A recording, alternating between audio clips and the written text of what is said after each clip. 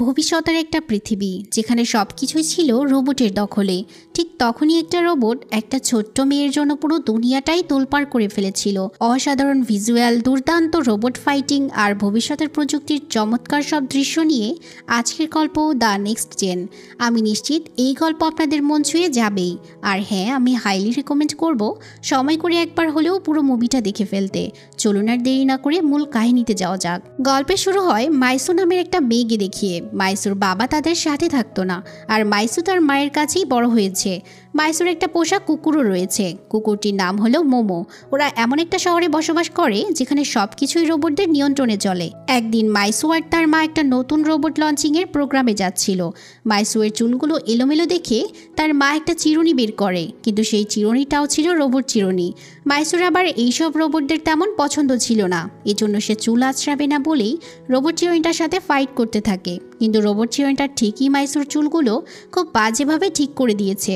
তো এরপর কিছুক্ষণের মধ্যেই তারা সেই প্রোগ্রামটিতে পৌঁছে যায়। সেই বিল্ডিংয়ের মধ্যে যেতে যেতে মাইসু তার মাকে বারবার রিকোয়েস্ট করতে থাকে সে রোবটদের ফুটবল ম্যাচ দেখতে চায়। কিন্তু মাইসুর মা নতুন রোবটের ফিচার দেখা নিয়ে খুবই এক্সাইটেড ছিল। সে একেবারেই নিজের মেয়ের দিকে খেয়াল করছিল না। স্বাভাবিকভাবেই তাই মাইসুর মনটা অনেক খারাপ হয়ে যায়। সে ডিসাইড করে সে নিজেই সেখানে যাবে। এজন্য সে সিঁড়ির ঠিক উল্টো দিকে নামতে থাকে। একটা রোবট এসে তাকে বাধা দিয়ে বলে, তোমার এখন নিজের মায়ের কাছে যাওয়া উচিত। কিন্তু এই কথায় মাইসুর মাথা এতটাই খারাপ হয়ে গিয়েছিল যে সে ওই রোবটটার উপরেই উঠে বসে। রোবটটার উপরে বসে সে ফুটবল ম্যাচ দেখছিল। কিন্তু কিছুক্ষণের মধ্যেই রোবটটা তার লোড নিতে না পেরে ব্যালেন্স হারিয়ে নিচের দিকে পড়তে থাকে। মাইসুর নিচে পড়তেই সেখানে আবার একটা রোবট সিকিউরিটি চলে আসে। সিকিউরিটি মাইসুকে সেই একই কথা বলে যে তোমাকে এখন তোমার মায়ের কাছে যেতে হবে। কিন্তু মাইসু এসব কথা শুনতে রাজিই না। সে দৌড়ে সিকিউরিটির কাছ থেকে পালাতে থাকে। পালাতে পালাতে সে একটা চেম্বারের ভেতরে ঢুকে পড়ে। অজান্তেই মাইসু সেখানে একটা সিক্রেট পাইপের মাধ্যমে একটা সিক্রেট রুমে ঢুকে যায়। সেখানে ডক্টর টেনার নামের একজন সায়েন্টিস্ট একটা সিক্রেট রোবটের মিশন নিয়ে কাজ করছিল।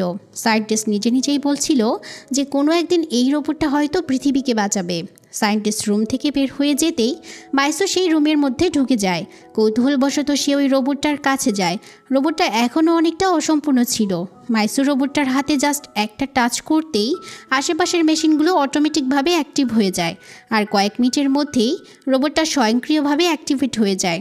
রোবটটা অ্যাক্টিভেট হতেই মাইসুর সাথে কথা বলতে থাকে, কিন্তু মাইসু তো রোবটদের অনেক ঘৃণা করতো।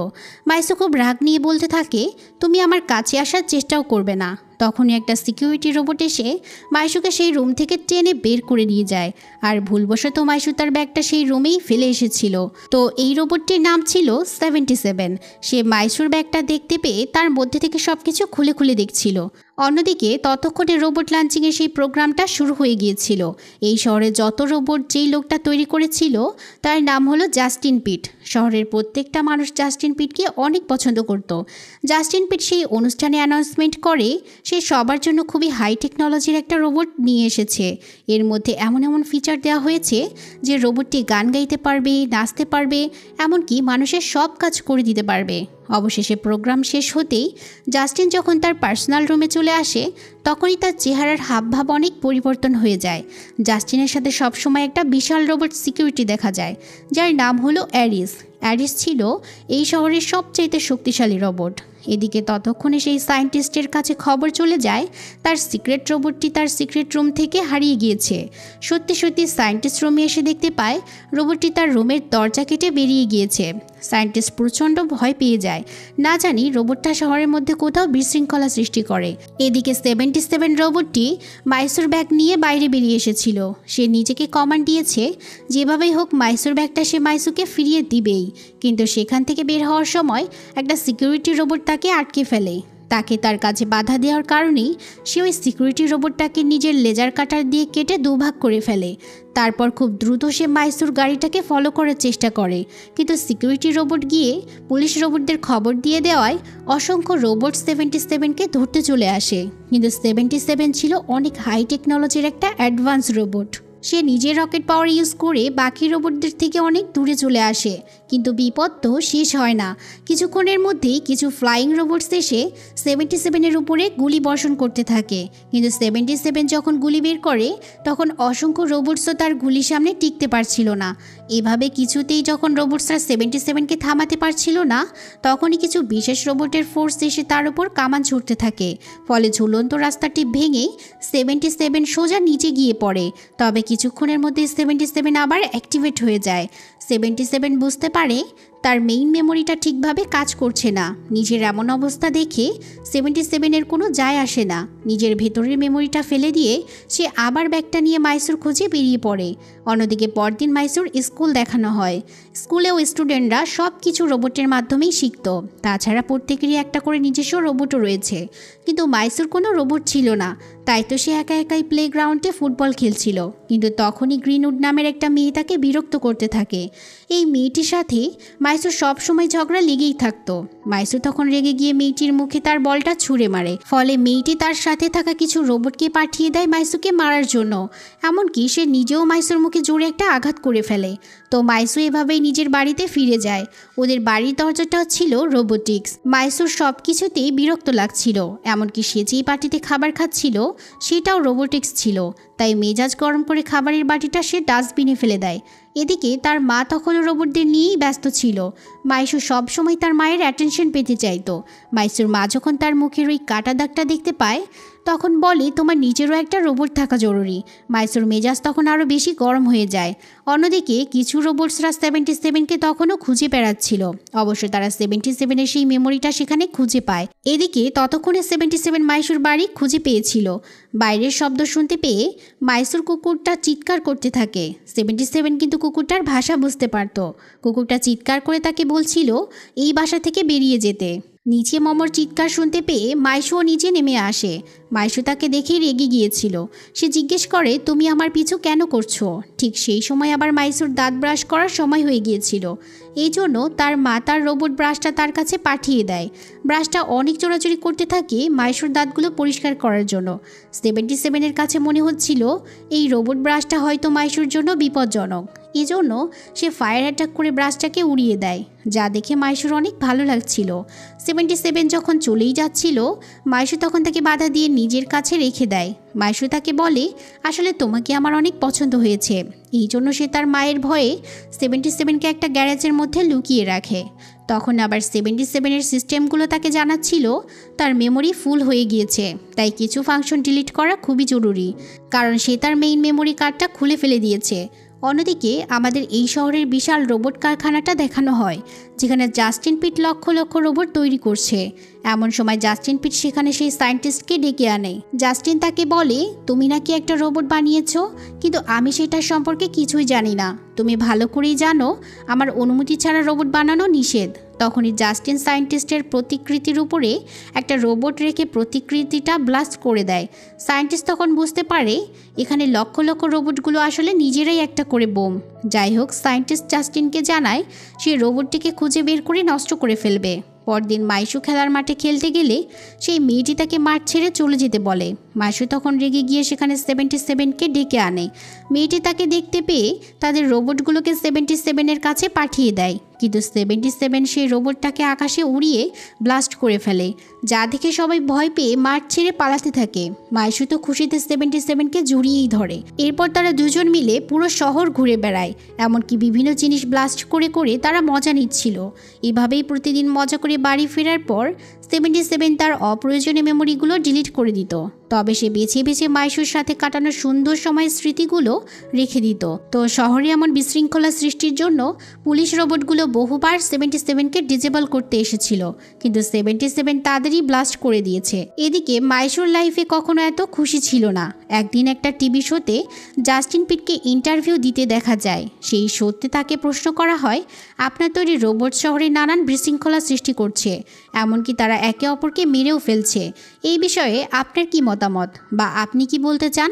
প্রথমে জাস্টিন পিট সেই কথাটা বিশ্বাস করছিল না। তখন জাস্টিন পিটকে একটা ভিডিও দেখানো হয়।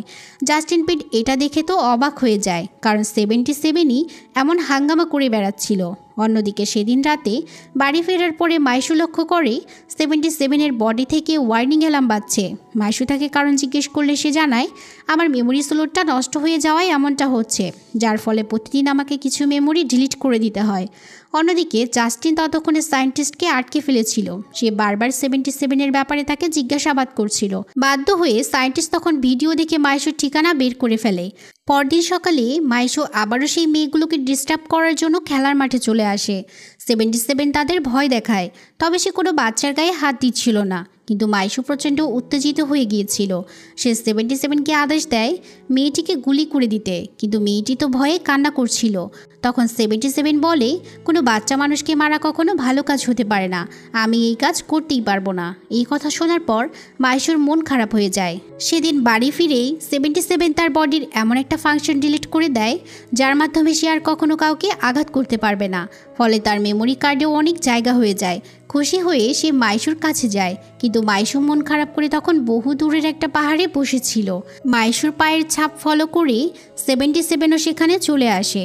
মাইশুর মন খারাপ হলে সে এখানে প্রায়ই বসে থাকতো, তাই 77 তার জন্য একটা গিফট নিয়ে এসেছে।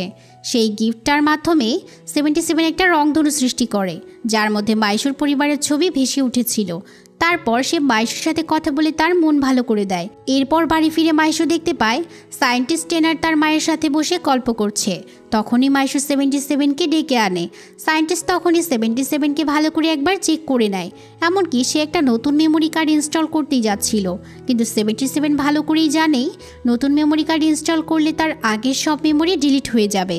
77 নতুন মেমোরি কার্ড নেওয়ায় রাজি না হওয়ায় সেখানে আরেকটি রোবট চলে আসে। তাই সায়েন্টিস্ট সেই রোবটটিকে শাটডাউন করে দেয়। তখনই হঠাৎ করে সেখানে এন্ট্রি নেয় জাস্টিন পিট। জাস্টিনকে দেখে মাইশুর মা তো অনেক এক্সাইটেড হয়ে পড়ে। এদিকে সায়েন্টিস্ট জাস্টিনকে অনেক বোঝানোর চেষ্টা করছে যে আমরা তো এমন ছিলাম না, আমাদের প্ল্যান ছিল আমরা মানুষদের সাহায্য করব, চলো আমরা আমাদের প্ল্যান মোতাবেক কাজ করি। কিন্তু জাস্টিন পিটের আসল চেহারা যেন ধীরে ধীরে প্রকাশ পাচ্ছে। সে রেগে গিয়ে সায়েন্টিস্টকে ধমকাতে থাকে। যাওয়ার আগে সে তার বড় রোবটটাকে কমান্ড দেয় 77কে মেরে ফেলার জন্য। এরপর এই দুই রোবটের মধ্যে তুমুল ফাইট শুরু হয়ে যায়। তবে 77 মাইশুর পরিবারকে সুরক্ষিত করার জন্য কোনোভাবে ঘর থেকে বাইরে বের করে নিয়ে আসে। এবার একটা প্রবলেম হয়ে দাঁড়ায়, তা হচ্ছে 77 তার সকল প্রতিঘাত করার মোড ডিলিট করে দিয়েছিল, ফলে সে আর রোবটটাকে গুলি করতে পারছিল না। এদিকে অ্যারিস নামে সেই রোবটটি যেমন আকৃতিতে অনেক বড়, তেমনি ছিল প্রচণ্ড শক্তিশালী। 77 শুধুমাত্র অ্যারিসের আঘাতগুলো ঠেকিয়েই যাচ্ছিল। এদিকে জাস্টিন পিট এক জায়গায় দাঁড়িয়ে রোবটের মতো শুধু নড়াচড়া করছিল। মাইশু গিয়ে ওকে মারার চেষ্টা করে, কিন্তু জাস্টিন পিটের কোনো প্রতিক্রিয়াই নেই। সে এখনও রোবটের মধ্যেই মুভ করে যাচ্ছে। এক পর্যায়ে জাস্টিন যখন মাইশুকে মারতে যাচ্ছিল, তখনই 77 দৌড়ে এসে মাইশুকে নিয়ে পালাতে থাকে। জাস্টিন এবার সেই সুযোগে মাইশুর মাকে তুলে নিয়ে যায়। তারপর সে তার অসংখ্য সিকিউরিটি রোবটকে সেখানে ছেড়ে দিয়ে যায়। এদিকে 77 তো মাইশুকে নিয়ে পালাতে যাচ্ছিল। তখনই অ্যারিস সেখানে অনেকগুলো মিসাইল ছেড়ে দেয়, ফলে সেখানে একটা বিশাল ব্লাস্ট হয়ে যায়। ফলে অ্যারিস তখন ওদেরকে আর খুঁজে পাচ্ছিল না। তখন একটা বিশাল বিমান এসে অ্যারিসকে সেখান থেকে তুলে নিয়ে যায়। 77 মাইশুকে নিয়ে একটা মেইন হোলের মধ্যে দিয়ে পালানোর চেষ্টা করছিল, কিন্তু কিছু দূর যাওয়ার পর মাইশু 77-এর সাথে তর্ক করতে শুরু করে। মাইশু তাকে বলতে থাকে, তুমি যদি তোমার ফাংশনগুলো ডিলিট না করতে তাহলে আজ এমনটা হতোই না। তাছাড়া ওরা আমার মাকেও তুলে নিয়ে গিয়েছে, তাই এই মুহূর্তে আমি আর তোমার চেহারাও দেখতে চাই না। এরপর ওরা দুজন আলাদা হয়ে যায়। মাইশু তার মাকে বাঁচাতে একাই চলে যায় জাস্টিনের কাছে। একটা রোবটের সাহায্যে বিল্ডিংয়ের গ্লাস ভেঙে সে ভিতরে ঢুকে পড়ে, কিন্তু সিকিউরিটি রোবটটা তাকে আটকানোর চেষ্টা করছিল। ঠিক তখনই সেখানে 77ও চলে আসে। ওরা দুজনের সাথে তর্ক করতে করতেই সেই রোবটগুলোর সাথে ফাইট করতে থাকে। তবে এক পর্যায়ে তাদের ঝামেলা ঠিক হয়ে যায়, আর 77 মাইশুকে প্রমিস করে, যেভাবেই হোক আমি তোমার মাকে বাঁচাবো। তারপর ওরা দুজন মিলে একসাথে মাইশুর মাকে খোঁজার চেষ্টা করে। খুঁজতে খুঁজতে ওরা সেই সায়েন্টিস্টের রুমে চলে আসে। তখনই সেখানে আবার জাস্টিন পিটও আসে। তারপর সে এক আঘাতেই সায়েন্টিস্টকে মেরে ফেলে। 77 যখন তাকে ঠেকানোর চেষ্টা করছিল তখন জাস্টিন পিট তাকে গুলি করতে করতে জানালা ভেঙে একসাথে নিচে পড়তে থাকে। তারপর তারা সেখানে থাকা একটা ফুটবল মাঠের ভেতরে এসে পড়ে। লক্ষ লক্ষ মানুষ সেখানে রোবটের ফুটবল ম্যাচ দেখছিল। এমন সময় সেই মাঠের শিল্ড ভেঙে অ্যারিসও নিচে নেমে আসে। সেখানে এই দুই রোবটের মধ্যে তুমুল ফাইট হতে থাকে। 77 যতই চেষ্টা করুক না কেন সে কোনোভাবেই যেন অ্যারিসের সাথে পেরে উঠছিল না। এমন সময় মাইসু তার মাকে খুঁজে পেয়ে যায়। মাইসুর মাকে যেখানে আটকে রাখা হয়েছিল সেখানে জাস্টিন পিটও চলে আসে। জাস্টিন পিট যখন ওদের দুজনকে মারতেই যাচ্ছিল তখন মাইসু চালাকি করে একটা ক্যামেরা তার দিকে ঘুরিয়ে রেখেছিল। ফলে জাস্টিন পিটের এমন ভয়ানক রূপ আর তার বলা সব কথাগুলো সেই মাঠের মধ্যে লাইভ দেখানো হচ্ছিল। যারা এতদিন জাস্টিন পিটের ফ্যান ছিল তারা এবার জানতে পারে জাস্টিন পিট আসলে একটা ভিলেন। কিন্তু জাস্টিন পিটের যেন তাতে কিছুই যায় আসে না। এবার সে আরও হিংস্র হয়ে মাইসুর সাথে মারামারি করতে থাকে। এক পর্যায়ে তার একটা রোবোটিক্স চোখ খুলে বের হয়ে যায়। লক্ষ লক্ষ মানুষের সামনে তখন রিভিল হয় জাস্টিন পিট আসলে কোনো মানুষই না, বরং সেও একটা রোবট ছিল। ভয়ে ভয়ে প্রত্যেকটা মানুষ তাদের নিজেদের রোবটের কাছ থেকে দূরে সরতে থাকে। অ্যারিস নামে সেই বড় রোবটটি আসল জাস্টিন পিটকে অনেক আগেই মেরে ফেলেছিল। তারপর অবিকল জাস্টিন পিটের মতো দেখতে একটা রোবট বানিয়ে সে নিজেই সেটাকে কন্ট্রোল করছিল। এমন সময় অ্যারিস তার লক্ষ লক্ষ রোবটদেরকে আদেশ দিয়ে দেয় নিজেদের বোমগুলোকে অ্যাক্টিভ করার জন্য। তারপর সব ছোট ছোট রোবটগুলো সেখানে একে একে ব্লাস্ট হতে থাকে। স্টেডিয়ামের মধ্যে থাকা মানুষগুলো তখন জীবন বাঁচানোর জন্য এলোপাথারি এদিক সেদিক দৌড়াতে শুরু করে। মাইসু তার কুকুর আর সেই মেয়েটি মিলে প্রত্যেকটা মানুষকে স্টেডিয়াম থেকে নিরাপদে বাইরে বের করে দেয়। অ্যারিস তার ক্ষমতা বাড়ানোর জন্য আরও কিছু রোবোটিক যন্ত্রপাতি নিজের শরীরের সাথে অ্যাটাচ করে ফেলে। 77 তাকে আটকাতে গেলে অ্যারিস তাকে এত বিশাল একটা লেজার অ্যাটাক করে বসে যে 77 শহরের মধ্যে উড়ে চলে যায়। সে 77কে একের পর এক গুলি করে অনেক দুর্বল করে ফেলে। এদিকে ছোট রোবটগুলো তাদের বোম অ্যাক্টিভেট থাকা অবস্থায় 77কে পুরোপুরি ঘিরে ফেলেছিল। এমন সময় 77-এর নজর পড়ে জাস্টিন পিট মাইসুকে গুলি করতেই যাচ্ছে। তখনই সেই মেয়েটাই জাস্টিনকে মারতে যাচ্ছিল, কিন্তু স্টেডিয়ামের উপরে তাল সামলাতে না পেরে জাস্টিন পিট মাইসুকে নিয়ে নিচে পড়তে থাকে। এমন সময় 77 তার মেমোরিটাকে একটা ফুল ফ্ল্যাশ মোড অন করে দেয়। এতে করে 77 তার ওয়াপেনের ক্ষমতাগুলো আবার ফিরে পাবে। কিন্তু এতে করে মেমোরিয়ার মধ্যে থেকে মাইসুর সকল স্মৃতি একে একে মুছে যেতে থাকে। তবে আস্তে আস্তে 77-এর ওয়াপেন্সের এক একটা সেটিং আনলক হওয়া শুরু করে। তারপর অ্যারিসের একটা হাত কেটে দিয়ে সেখান থেকে উড়ে এসে মাইসুকে সে বাঁচিয়ে নেয়। 77-এর এত শক্তি ছিল যে সে ওখানে লক্ষ লক্ষ রোবটগুলোকে 1 সেকেন্ডের মধ্যে উড়িয়ে দেয়। এবার সে মাইসুকে বিদায় জানিয়ে গুলি করতে করতে অ্যারিসের কাছে চলে আসে। এখানে এই দুই রোবটের মধ্যে আবারও তুমুল ফাইট শুরু হয়ে যায়। কিন্তু ফাইটের এক পর্যায়ে অ্যারিসের একটা লেজার অ্যাটাক 77কে আকাশে উড়িয়ে দেয়। তারপর অ্যারিস আকাশে এসে ফাইট করতে থাকে। 77 এবার অ্যারিসের লেজার ওয়াপেন্সটাকেই কেটে দুভাগ করে ফেলে। তারপর সে অ্যারিসের মুখটাকে গলিয়ে ফেলার চেষ্টা করে আর অ্যারিসের বডি থেকে আলাদা রোবোটিক চন্দ্রগুলোকেও আলাদা করে ফেলে। এর মধ্যেও 77-এর মাইসুর স্মৃতিগুলো এক এক করে মুছে যাচ্ছিল। তারপরেও 77 অ্যারিসের বুকে অসংখ্য মিসাইল ছুঁড়ে মারে। ফলে একসময় অ্যারিস পৃথিবীর বুকে পড়ে ব্লাস্ট হয়ে যায়। তারপর পৃথিবীতে এসে যখন সে শেষ গুলিটা ছুটতে যাবে তখনই 77-এর সকল মেমোরি পুরোপুরি ফ্লাশ হয়ে যায়। ফলে মাইসুর আর কোনো স্মৃতি তার মধ্যে নেই। এমনকি কিছুক্ষণের জন্য সে ওখানে ডিসেবল হয়ে গিয়েছিল। মাইসু তার কাছে দ্রুত দৌড়ে এসে কান্নায় ভেঙে পড়ে। এদিকে জাস্টিন পিট তখনও সচল ছিল বিধায় সে মাইসুকে এসে মারতেই যাচ্ছিল। কিন্তু জাস্টিন পিটের এখন আর সেই ক্ষমতা নেই। তাই মাইসু অ্যারিসের মাথাটাকে একটা বাড়ি মেরে ভেঙে দেয়। ফলে জাস্টিন পিটও সেখানে ডিসেবল হয়ে যায়। তারপর মাইসু আবার 77-এর কাছে এসে তাকে জড়িয়ে ধরে কান্না করতে থাকে। 77-এর শরীরে একটা চাপ লাগতেই আবার সে অ্যাক্টিভেট হয়ে যায়। ফলে 77 যেহেতু নতুন করে রিসেট হয়েছে এই জন্য সে আর মাইসুকে চিনতে পারে না। এরপর শহরের সব কিছু আবার স্বাভাবিক হয়ে যায় আর 77কে মাইসু তার নিজের কাছেই রেখে দিয়েছিল। মাইসু তাকে পৃথিবীর অনেক কিছুর বিষয়ে জ্ঞান দেয়, তবে সে 77কে শুধু ভালো জিনিসগুলোই শেখাতো। এমনকি কখনো সে 77কে তার অস্ত্রগুলো ব্যবহার করতে দিত না। এবার 77কে নিয়ে ওরা সবাই একসাথে ফুটবল খেলতে থাকে। 77ও অনেক খুশি হয়ে ফুটবল খেলছিল। সেই সাথে আজকের এই সুন্দর মুভিটিও শেষ হয়ে যায়। তো কেমন লাগলো আজকের গল্পটি অবশ্যই জানাবেন। দেখা হবে আবারও কোনো নতুন গল্প নিয়ে। সে পর্যন্ত আল্লাহ হাফিজ।